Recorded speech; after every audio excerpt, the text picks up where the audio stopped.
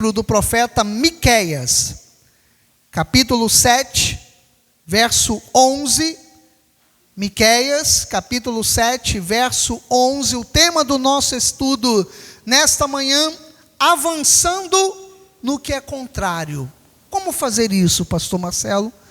Miqueias, capítulo 7, verso 11. Vamos ouvir então o recado de Deus, aquilo que o Senhor tem preparado para as nossas vidas. Diz assim a palavra do Pai: no dia da reedificação dos teus muros, nesse dia, será que é hoje, gente? Amém. Quem crê, diga amém. Amém. Nesse dia serão os teus limites removidos para mais longe. Que essa palavra abençoe e fale a cada coração. Vamos orar, pedir ao Pai revelação no nome de Jesus. Pai santo e bendito, mais uma vez louvamos e engrandecemos ao teu nome. Muito obrigado, ó Pai, por essa oportunidade de estarmos de volta à tua casa. E nesta manhã, Senhor, como o Ministério Graça em Adoração, pela 1014ª vez, ou seja, do número 1014, eu subo ao altar desta igreja para poder transmitir a tua palavra. Então, por isso, ó Deus, fala ao teu povo que se reúne aqui nesse lugar, ou aqueles que me assistem pelo YouTube, pelas redes sociais. Senhor, que nesta manhã o Senhor se revele a nós. Fala-nos, ó Deus, segundo o teu querer e tua vontade, no nome de Jesus, para a tua glória. E a igreja poderosa, a igreja de Deus, diga amém.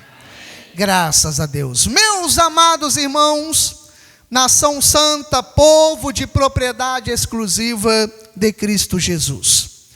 Alguns domingos atrás, no meio da mensagem, eu trouxe este versículo do livro de Miqueias. O livro de Miqueias, esse profeta era considerado um profeta menor, né? Não um profeta da altura de um Isaías, de um Jeremias, de Daniel, não pela quantidade que a gente fala dos números de capítulos ou daquilo que ele escreveu, mas pela profundidade da palavra. Ele é considerado um profeta menor. Mas mesmo sendo um profeta menor, quando nós vamos aqui à Bíblia, nós vemos que essas profecias não são rasas. É uma profecia profunda. É uma profecia para Israel, para que Israel saia da sua corrupção. Israel estava corrompido. E Israel precisava sair dessa corrupção. Parecendo até mesmo com o que acontece hoje no nosso país. Você vê a guerra que se passa no nosso país, no nosso estado, na cidade do Rio de Janeiro, ou seja, uma terra corrompida. E no meio de uma terra corrompida, o que Deus ele faz? Ele levanta profetas. Ele levanta profetas para poder colocar a igreja de volta, o povo de volta ao caminho que ele deseja.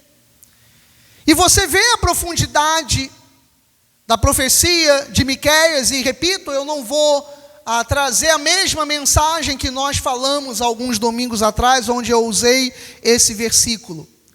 Mas Deus me mostrou ontem que ele precisava falar mais alguma coisa dentro dessa passagem. E por isso eu não botei no meio da minha homilia, da pregação de hoje. Eu coloquei como o texto básico. Porque eu e você chegamos aqui e não apenas vemos como o contrário as notícias que nós assistimos aí. Por exemplo, eu vou abrir aqui um parênteses, que eu não posso deixar de fazer um comentário, mas você vê como que a mídia coloca de forma errada o que aconteceu na cidade do Rio de Janeiro esta semana. E não estou falando de a minha opinião por eu ser conservador e o outro lado ser progressista de esquerda. Não estou falando disso, gente. Eu estou falando de comparar, por exemplo, quando alguém chega lá e diz assim: aqueles jovens morreram. O que você pensa? Com certeza. Sabe quem é jovem? Jovem é Rebeca, que trabalha, que faz faculdade, Jovem é a Gisele, que está aqui na igreja agora de manhã. Ela poderia estar dormindo, está com dor no bracinho ali, mas ela está aqui mexendo no computador. Jovem é a Mayla, que chegou aqui comendo pizza, mas está aqui na igreja, né? Trabalha, passa o dia inteiro dentro de uma loja, no caixa de uma loja. É meu filho Gileade, é a Pâmela, né? São jovens. E você, né? A pastora Renata, o Josimar são jovens de quase 50 anos, mas são jovens, estão ali trabalhando, batalhando. O que você ouve, né? Aqui, com todo respeito, quem é negro na igreja, como a Cleide, que batalha, uma negra batalhadora, como é que você se sente, Cleide, quando alguém fala assim, eles foram mortos porque eram negros? Como é que você se sente, Cleide? Você que é uma negra trabalhadora, batalhadora, olha as tuas mãos de batalha, de trabalho, olha o que você tem conquistado, olha hoje a porta que se abriu na sua vida, pelo trabalho. Como eu fico imaginando, Cleide, como é que a pessoa se sente eles comparam, por exemplo, com bandidos. Então, um jovem, você que é jovem, como é que você se sente? Como é que você se sente quando fala assim um jovem? Não, jovem é quem trabalha, jovem é quem estuda, jovem é quem batalha. Então, nós vemos, chamado assim, civis. Quem morreu foram civis. Não, meu amado, civil sou eu e você, que pagamos os nossos impostos, que trabalhamos, que batalhamos. Civis somos nós. Quando alguém morre na mão de um marginal, ali a gente pode dizer, um civil morreu. Um civil morreu. Então, fecho agora esse parênteses. Por quê? Porque eu quero mostrar para você que eles levam na contramão. Eu vi hoje um vídeo, de repente você vai ver, que está espalhando hoje aí, uma vereadora, se eu não me engano, é de São Paulo, dizendo que tem que se legalizar as drogas no Brasil, porque eles são trabalhadores. Alguém já viu esse vídeo hoje? Você vai ver, quando você abrir o seu Instagram, ela dizendo que tem que legalizar, porque existem pessoas que cultivam, existem pessoas que distribuem, existem pessoas que transportam, existem pessoas que vendem. E fora os que matam, né, irmã Deise? Mas ela falou que tem que fazer. E tem mais, que o país, olha o absurdo, o país está perdendo bilhões em impostos. E quem é que vai cobrar o imposto na boca, Agnes? Quem é que vai cobrar o imposto lá na boca daquilo que está sendo vendido? Então, você vai ver hoje nas suas redes sociais, está espalhando isso, ela aos brados no microfone, numa tribuna, dizendo, nós temos que legalizar, para que haja carteira assinada, para que haja... Olha a que ponto nós chegamos. E o que é isso, gente? Isso é o reino do mal. Aí você entende por que Jesus ele falou, esse mundo jaz aonde?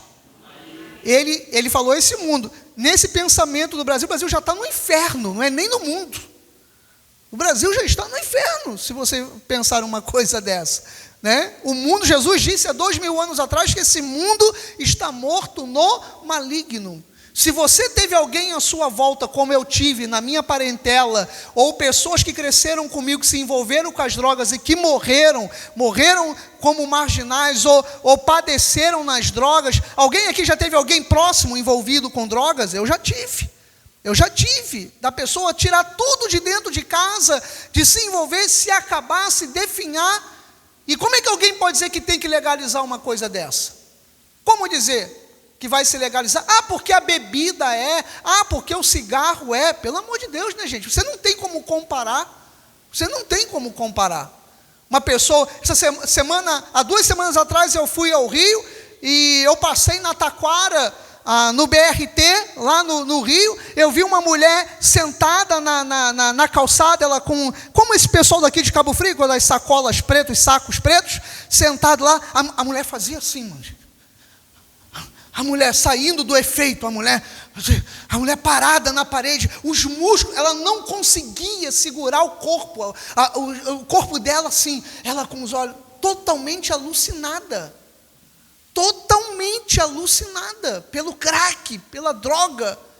Então, como é que alguém pode dizer que isso, né, dentro do nosso país, nós podemos liberar? Então, o mal está aí. Então essa guerra, fecho agora sim o parênteses. Quando a gente fala dessas guerras, a gente vê essas guerras diárias na sociedade, na nossa terra, no nosso país, e nós temos as nossas. Nós temos as nossas guerras. Nós temos os nossos traumas. Nós temos as nossas dores. Temos o nosso cansaço. Porque vamos passando os dias, os meses, os anos. E como que eu vou avançar quando aquilo que eu vejo é contrário? Hoje é domingo, talvez você não esteja como alguns irmãos aqui da igreja trabalhando nesse momento, mas amanhã você vai voltar a trabalhar.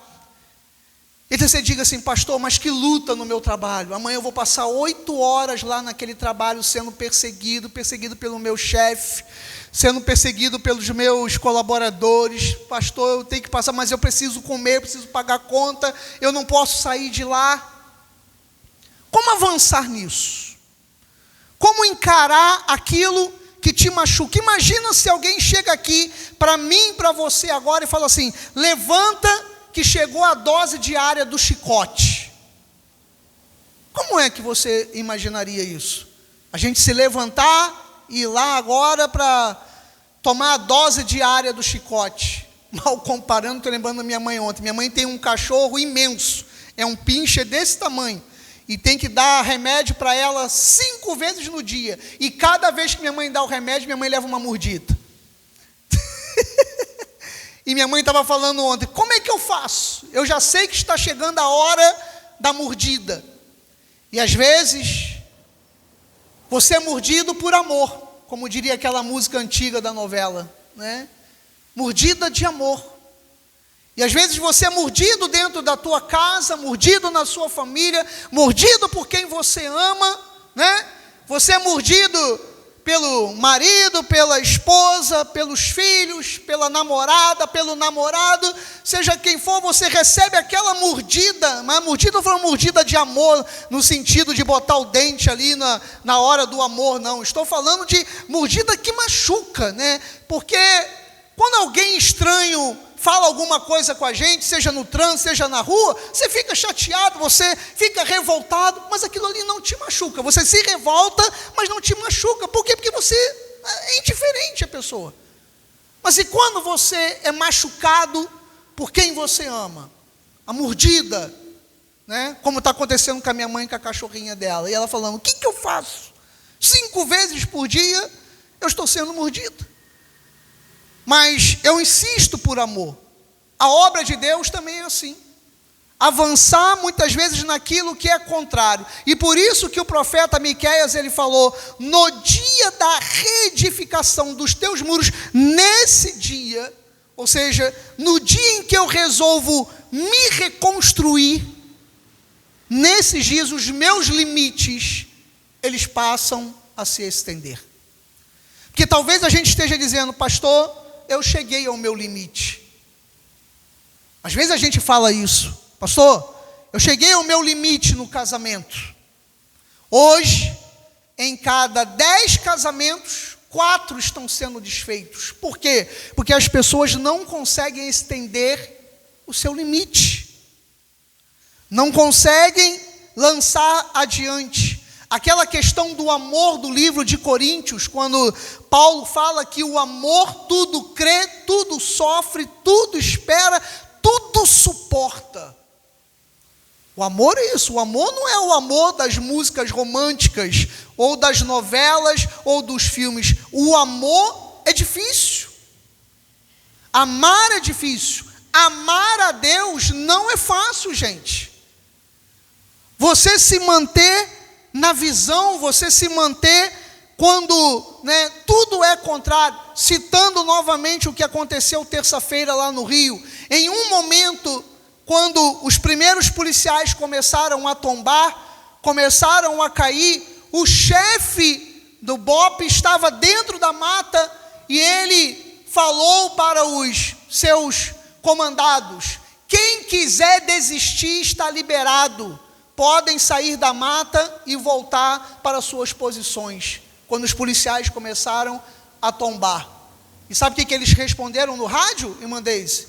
Se vamos morrer, vamos morrer todos juntos. Ele fala, se vamos morrer todos juntos. Sabe por quê, meu amado? Porque é muito bonito você ser um policial, você ser um militar, no dia do pagamento e no dia das celebrações, no dia das marchas, né? No dia das comemorações, das formaturas, é muito bonito. Mas e no momento de estar dentro de uma mata que não sabe de onde está vindo um tiro? É bonito? Como você insistir? Aí eu trago para a nossa vida de crente. Ser crente quando você chega na porta da igreja com um carrão do ano, quando o teu trabalho, as tuas contas estão fluindo, você pega lá o seu celular e você só vê aquele ícone do seu lado do banco, só multiplicando os números ali do lado, que você sabe que está entrando o Pix, está entrando o seu dinheiro, você vai vendo os ícones ali do lado, isso é muito bom. Mas e quando os ícones do banco estão vazios? Quando o bolso está vazio? Quando as coisas não andam como a gente espera? Aí a Bíblia vem e diz, no dia em que você reedificar a sua vida, em que você preparar a sua vida para crescer novamente, os teus limites, e as coisas vão começar a mudar e vão avançar para mais longe. Por quê, pastor Marcelo? Porque o livro de Provérbios fala, Gisele, de uma frase que a gente gosta muito, que eu costumo usar aqui também nas minhas mensagens. Já faz um tempo que eu não uso. Aliás, hoje eu vou usar passagens que eu gosto. Então, Provérbios 23, 7, até a Rebeca já colocou a primeira parte, diz que assim como tu imaginas na tua alma, assim ele é. E talvez você tenha entrado aqui hoje, porque nesta semana, você ouviu alguém dizer para você assim, você não vale nada. Você não vale nada, seu trabalho é horrível, né? Estou desapontado contigo.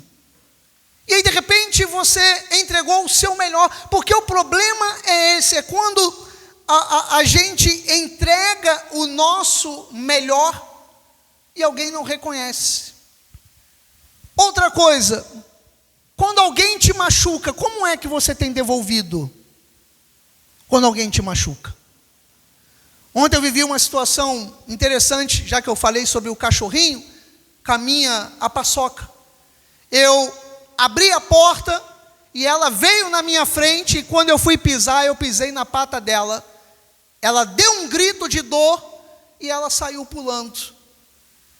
Ela chegou mais à frente, quando eu voltei, eu fiz assim, que foi, paçoca? Ela já voltou com o rabinho, abanando, chegou perto de mim, lambeu meu pé e virou para eu mexer na barriguinha.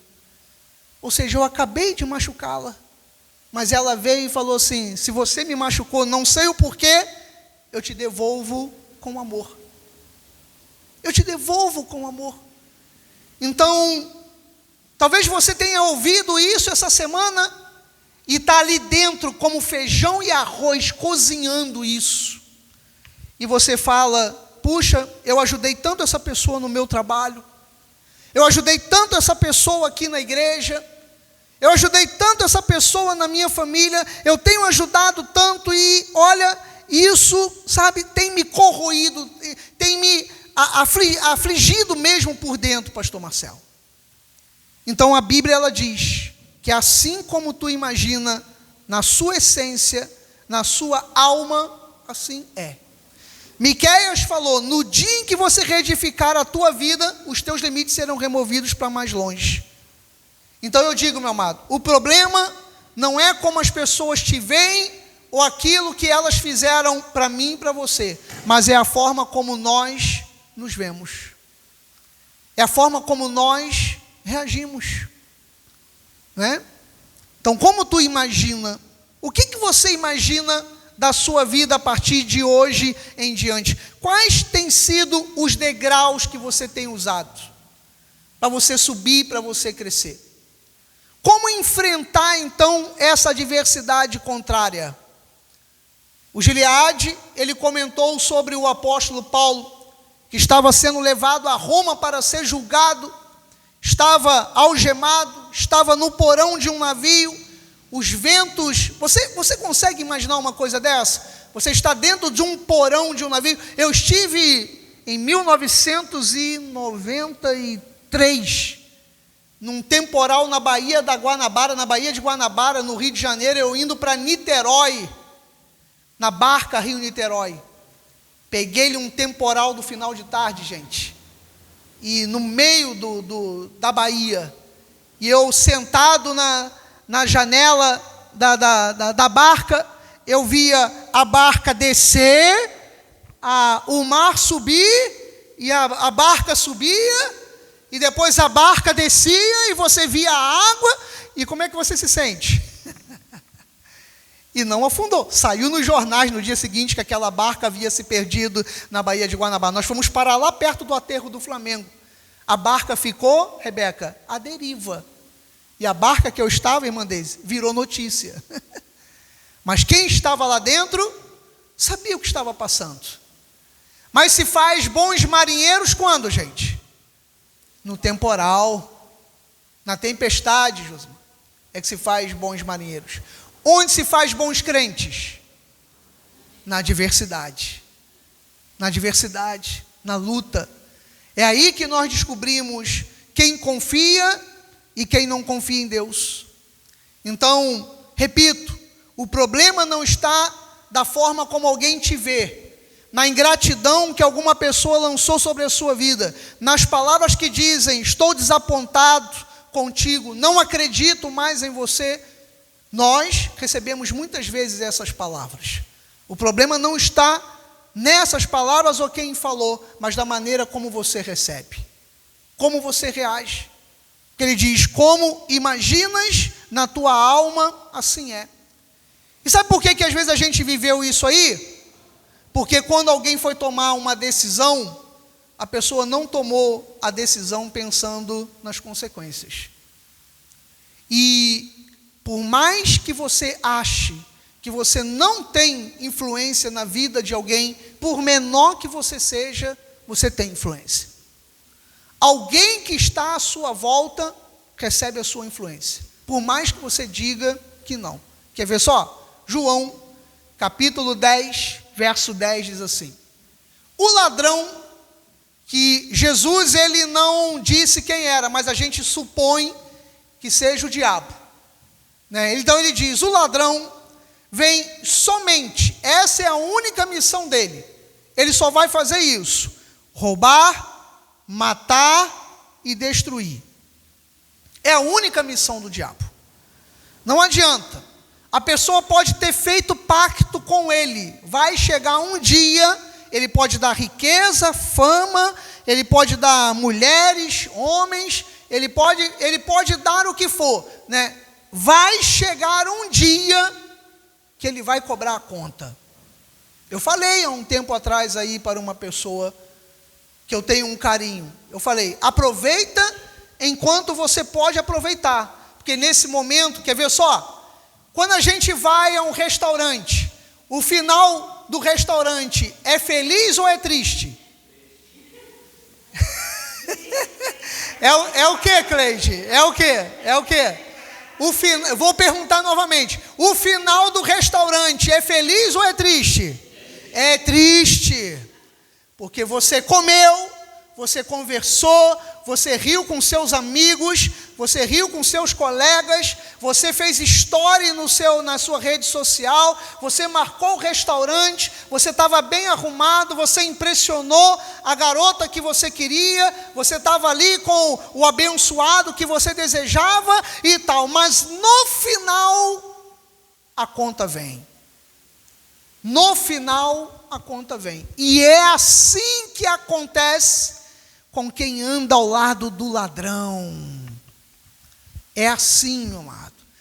Ele dá, ele abençoa, a pessoa bota no status, no story, está feliz, está lá cheio do dinheiro, a bandidagem, já que nós estamos falando tanto, eles nas redes sociais dele colocam maços de dinheiro, notas de dinheiro, carrão do ano, e o diabo está dizendo, isso aí, aproveita o salão, vai comendo do que você quer, vai comendo, vai aproveitando, e a pessoa está lá, cara, estou aqui curtindo, estou tirando. E o diabo, isso aí, eu estou aqui junto contigo também. Vai comendo, vai aproveitando, vai. Só que vai ter uma hora que ele vai olhar para o relógio e ele vai dizer: você já está há 3 horas aqui no restaurante, a gente vai fechar e agora é a hora da conta. E mais, tem que dar 10% para os demônios ainda, que não é o garçom, né? Ainda tem que dar 10%. Então, por que, meu amado, que eu estou dizendo isso? Porque você tem que tomar cuidado com todas as tuas decisões. Se a tua decisão vai roubar algo, matar alguém ou destruir alguma coisa, a sua decisão não foi de Deus. Não é uma decisão de Deus. Repito, quantas pessoas nós conhecemos que já fizeram isso? Tomaram decisões no seu casamento e falaram: não, é melhor a gente cada um ir para um lado, né? E ali acabou-se com um casamento de 30, 40 anos, por causa o quê? Por causa de uma aventura. Então, e a pessoa diz: não, estou fazendo a vontade de Deus. Quantos trabalhos, quantas sociedades, quantas coisas foram destruídas e a pessoa ainda diz que foi Deus. Então, te digo isso: você quer avançar no que é contrário, nunca seja motivo de derrota ou de tristeza na vida de alguém. Nunca seja. Cuidado com as suas decisões. Há quantos anos eu já ouvi aqui dentro dessa igreja pessoas, né, que disseram: eu estou tomando uma decisão de Deus, e que não era de Deus. Porque também tem que tomar cuidado com isso. É você colocar Deus, porque quando você fala que é Deus, né, até eu me recordo de um pastor amigo meu, que ele tinha uma pessoa que ele amava dentro da igreja, uma pessoa que fundou a igreja com ele, e a pessoa virou e falou assim: bispo, eu estou indo embora da igreja. Entraram no gabinete, e ele falou assim: bispo, eu estou indo embora da igreja porque Deus mandou. Estavam em pé, nem haviam se sentado para conversar. Aí o bispo foi, colocou a mão no irmão e falou assim: então vamos orar. Senhor, aí ele pegou a mão do bispo e falou assim: ué, mas o senhor não vai conversar nada comigo? Ele falou: não tenho o que conversar. Você já falou para mim que foi Deus que mandou, então se foi Deus, como que eu vou mudar alguma coisa que Deus mandou? Então vamos agradecer a Deus. Porque as pessoas às vezes elas colocam Deus como justificativo. Foi Deus que mandou eu sair desse casamento, foi Deus que mandou eu sair dessa igreja. Como algumas pessoas já falaram aqui comigo: ah, pastor, chegou o tempo, Deus mandou. Aí hoje você olha a vida, nem igreja estão. Nem igreja estão. Aí você pergunta: foi Deus? Foi Deus? Não, a pessoa tomou uma decisão baseada no que o diabo falou, e a Bíblia diz que ele vem somente para roubar, matar e destruir. Então, tome cuidado se nesses dias você está para tomar uma decisão, e essa sua decisão é uma decisão que vai matar algo, que vai roubar algo ou que vai destruir algo. Porque as nossas decisões em Cristo, a Bíblia diz: eu vim para que tenham vida e a tenham em abundância. Então, toda decisão em Cristo é uma decisão de abundância. Penúltima passagem, 2 Reis 7, para você ver então que é uma decisão. Hoje esse amplificadorzinho está chato mesmo, hein? A gente vai ter que ver isso mais cedo do que eu imaginava. Segundo livro dos Reis, capítulo 7, verso 3. Vamos relembrar aquela passagem abençoada, né? Aquela passagem de como, agora sim a prática bíblica, Gisele, como que eu vou enfrentar os meus ventos reversos, os meus ventos contrários. Esse aqui é muito interessante. É muito interessante esse texto aqui. A Bíblia fala sobre 4 homens leprosos. E você sabe que naquela época não havia cura. Hoje, né, o próprio Sistema Único de Saúde, a pessoa que ela tem lepra, né, ela tem todo o tratamento, inclusive os remédios. E a pessoa não precisa ficar dentro de um leprosário, longe da convivência com as pessoas, não sendo um caso realmente muito grave, muito complicado, né? Não há essa necessidade. Mas você imagina isso aqui, há 4, 5 mil anos atrás, esses leprosos que eram completamente discriminados, sofriam, pedaços do seu corpo caíam, eram dilacerados, as pessoas olhavam de longe, fugiam, corriam delas. Tanto que aquela cena em que Jesus, ele cura o leproso, ele abraça o leproso. E aí eu diria para você, por que Jesus abraçou o leproso? Porque Jesus, antes de curar a lepra física no corpo, Jesus precisava curar a alma daquele leproso. Então Jesus foi lá e o abraçou. Jesus estava dizendo para aquele leproso, aquilo que afasta as pessoas de você é exatamente o que me atrai. Então, esses leprosos aqui, eles estavam fora da cidade, gente. E dentro da cidade havia fome. Então a Bíblia diz, 4 homens leprosos estavam à entrada da porta. E quando eu prego esse texto, eu falo que isso aqui é como a gente vê a entrada de Arraial do Cabo, a entrada de Búzios, a futura de Cabo Frio, que vai ter também, aqueles pórticos, né? Então eles estavam sentadinhos ali no pórtico, na entrada da cidade. E havia guerra e havia fome lá dentro. E eles disseram, para que estaremos nós aqui sentados até morrermos? Para quê? Esse aqui é aquele dia em que eu e você levantamos e falamos assim, sabe de uma coisa? Eu não posso esperar que alguém faça por mim. Talvez esse sofrimento que você tenha é um sofrimento em que você está num vento contrário e você está esperando que alguém faça. E eu vou lhe dizer uma coisa, com esses meus anos que eu tenho de igreja e com esses 53 anos que eu vou fazer daqui a 2 meses, gente. Olha, não espere que alguém faça, se não for você a fazer. Não espere, não vai fazer. Isso que você sonha, não espera que o outro vai fazer. Está na hora em que eu e você vamos ter que nos levantar. Se nós não nos levantarmos, não vai sair, gente. Se eu, Marcelo, não me levantar em relação a esta igreja, não vai vir a igreja que eu sonho. Se você sonha com alguma coisa na sua vida, você precisa se levantar. Não espere. Senão vai acontecer o quê? Vamos ficar aqui sentados esperando até a hora de morrer? Vamos ficar aqui sentados esperando? Foi o que um dos leprosos ele disse. E fala então o versículo 4. Se dissermos, entremos na cidade, há fome na cidade. Qualquer decisão que você tomar num vento contrário, parece que você vai ter o quê? Prejuízo. Parece que você vai se dar mal. Às vezes a gente coloca algumas decisões e a gente fala isso, né? Puxa, se eu tomar essa direção, eu vou me dar mal. Se eu entrar nessa outra direção, eu vou me dar mal. O que eu preciso fazer? E aqueles leprosos falaram a mesma coisa. Se nós entrarmos na cidade, tem fome lá. E nós vamos morrer lá de fome. E vamos morrer lá porque eles vão nos matar, porque nós somos leprosos.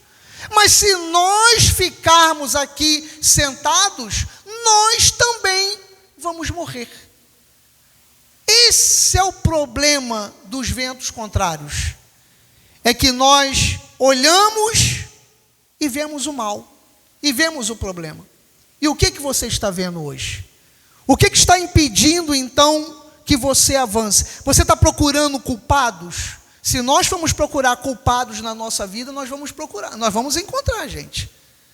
Então a gente começa a procurar, porque meu pai foi assim, porque minha mãe foi assim, porque meus irmãos foram assim, porque eu fui maltratado assim, porque, né, a gente começa a procurar e a gente vai encontrar. Então eles falaram a mesma coisa, eles não ficaram ali procurando as culpas, eles só disseram, se nós ficarmos aqui sentados, nós vamos morrer, e se nós entrarmos, nós vamos morrer. Então vamos fazer o seguinte, vamos levantar. Então ele diz assim, vamos pois agora e demos conosco no arraial dos Círios, se nos deixarem viver, viveremos, se nos matarem, tão somente morreremos. De repente eles não tinham coragem nem de tirar a própria vida. Eles só disseram o seguinte, se nós morrermos, é um prêmio. Olha só, gente, com sinceridade, alguém aqui em algum momento da vida pensou isso? Se eu morrer, é só um prêmio. Eu pensei. Eu já pensei. Só eu e Josimar? Então, Josimar. O pastor Ricardo também, né? Eu já pensei isso. Eu já pensei em alguns momentos da vida. Exatamente. Eu pensei assim, olha, se eu morrer, eu não tenho coragem de tirar a minha vida, mas se eu morrer, é apenas um prêmio para acabar com o sofrimento. E eles falaram a mesma coisa, pela frase deles: se nos matarem, tão somente. Amados, para eles a vida já estava tão lascada, que para eles se morrer era um prêmio. Mas ele falou: não vamos ficar aqui sentados, vamos entrar, vamos tentar. E aí é que entra a vitória final. É que diz o versículo 5, diz assim: levantaram-se. Olha que bênção, gente. E eles se levantaram ao anoitecer. A gente sempre diz assim, né? Hoje já está tarde, deixa para amanhã de manhã. Você quer vencer um vento contrário? Levanta na hora em que Deus estiver ardendo o seu coração. Levanta ali, procura aquele curso, procura aquela faculdade, procura aquele trabalho, vai ver a casa própria lá com o pastor Ricardo, né? Vai comprar o seu carro, aquela hora que arder. Não manda o zap amanhã, manda o zap ainda hoje, no domingo, manda agora, corre lá, pesquisa o que você quer, Cleide, corre lá, não espera amanhã. Olha lá, Cleide, eles se levantaram ao anoitecer. Eles poderiam dizer: vamos dormir aqui primeiro e amanhã a gente tenta. Não, eles falaram: vamos nos levantar hoje. Deus está ardendo aqui dentro, então vamos levantar hoje. Vamos começar hoje. Vamos recomeçar a nossa igreja. Vamos recomeçar o casamento. Vamos recomeçar o trabalho. Vamos começar a pintar. Vamos começar a fazer. Vamos começar. Não importa se aos olhos de quem vê está tarde, se está ao anoitecer. Às vezes alguém fala isso para a gente, né? Deixa para amanhã. Deixa para amanhã. Vai à igreja, Silei, domingo que vem. Não é domingo que vem. Eu vou hoje. Eu vou agora. Eu vou me levantar agora. Eu vou enfrentar agora. Eles foram no Arraial dos Círios, sabe por quê? Naquela hora? Porque era o tempo de Deus. Porque quando eles chegaram lá, à entrada do arraial, não havia mais ninguém. Ou seja, quando Deus aqueceu o coração deles, é porque Deus já estava agindo. Deus está aquecendo o nosso coração, porque Ele já está agindo, amado. Ele já está agindo. Versículo 6 diz: então o Senhor fizera ouvir no Arraial dos Círios um ruído de carros. Não havia carro e cavalo nenhum, amados. Deus não botou os cavalos, Deus não botou as carruagens, nem o exército. Deus botou um ruído. Se você estiver ligado em Deus agora, você está percebendo o que Deus está falando. Deus pode não ter colocado aquilo que você esperava, mas Deus colocou um ruído. E esse ruído pode ter vindo num desemprego. Esse ruído pode ter vindo numa enfermidade. Esse ruído pode ter vindo num divórcio. Esse ruído pode ter vindo numa decepção.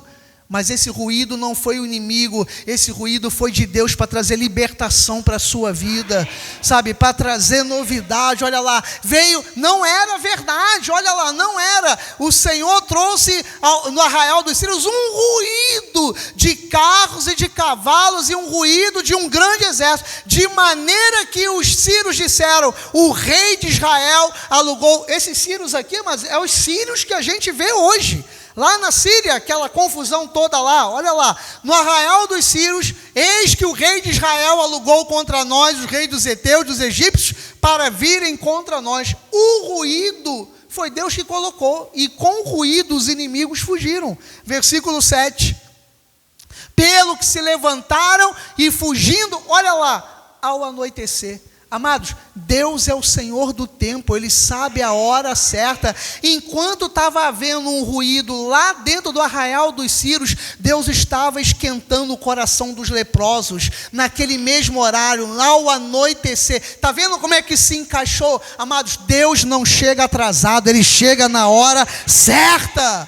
Ele chega na hora certa. Quando Deus esquentou o coração dos leprosos, era a mesma hora que estava vindo um ruído lá no Arraial dos Círios. Ao anoitecer, eles correram, deixaram suas tendas, cavalos, jumentos, e o arraial como estava, e os inimigos fugiram para salvar a vida por causa de um ruído, por causa de um barulho. E diz então o verso 8, que diz assim: chegando os leprosos na entrada do arraial, entraram na tenda, comeram, beberam, pegaram prata, ouro, vestes, se foram, saíram do arraial, esconderam as riquezas, voltaram, entraram em outra tenda, dali tomaram outra coisa e a esconderam. Amados, em algum momento aqui foi dito que eles deixaram de ser leprosos?